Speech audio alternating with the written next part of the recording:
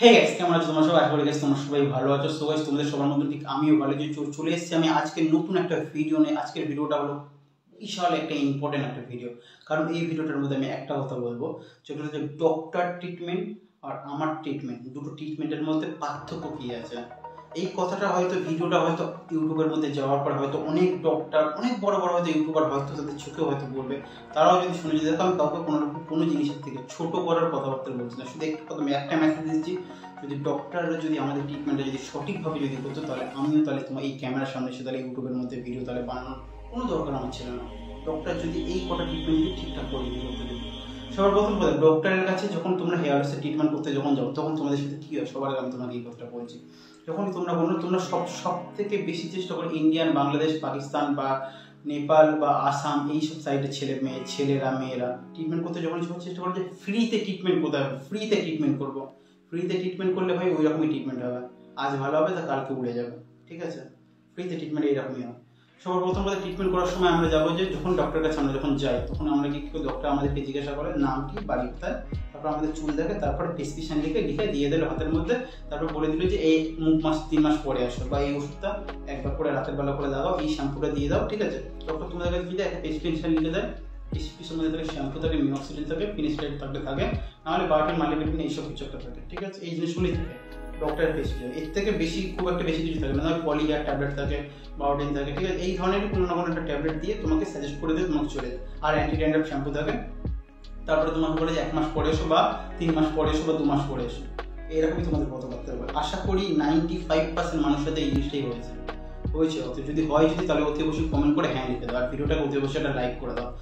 এবারে দেখো আমার ট্রিটমেন্ট আমি কীভাবে করে দাও। আমার ট্রিটমেন্ট করার আগে আমি তার সাথে আমিও তেমন একটা হোয়াটসঅ্যাপে যখন আমাকে টেক্সট করে, যখন এটা আমার হোয়াটসঅ্যাপ নাম্বার আছে তুমি দেখতে পাচ্ছ, হোয়াটসঅ্যাপে যখন আমাকে টেক্সট করে, টেক্সট করার পর আমি একটা লম্বা একটা চার্টের মধ্যে সমস্ত কিছু তার লেখা থাকে, আমার সাথে কথা বলবে, কোন সময় আমার সাথে কথা বলার সময়টা বলে দিলাম। এরপর আমি তাকে কিছু কথা জিজ্ঞেস, যেমন সে ফোন দেখে কিনা, মাস্টারবেট করে কিনা, সে কত রাত পর্যন্ত জাগে, তার খাওয়া দাওয়া কেমন, তার লাইফস্টাইল কেমন।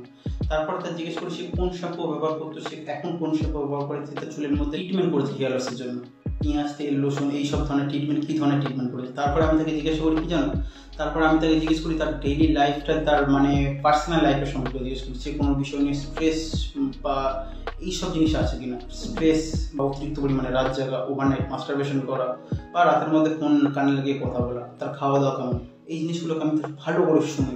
তার হেয়ার লস হয় যখন হয় তখন সেটা কখন শুরু হয়েছিল আর আজকে কেমন আছে, আগে কতটা পরিমাণে চুল পড়তো, এখন কতটা পরিমাণে চুল পড়ে, এই সমস্ত কথা তার পুরোপুরি A to Z শোনার পর তারপরে আমি তার ট্রিটমেন্টের জন্য আলাদাভাবে ট্রিটমেন্ট করি, তার ব্যবস্থা করি। সর্বপ্রথম তার লাইফস্টাইল ঠিক করি, তার ডেলি রুটিন ঠিক করি, তার খাওয়া দাওয়া ঠিক করি, সমস্ত কিছু ঠিক করার পরে তাকে আমি মেডিসিনের কথা সাজেস্ট করি।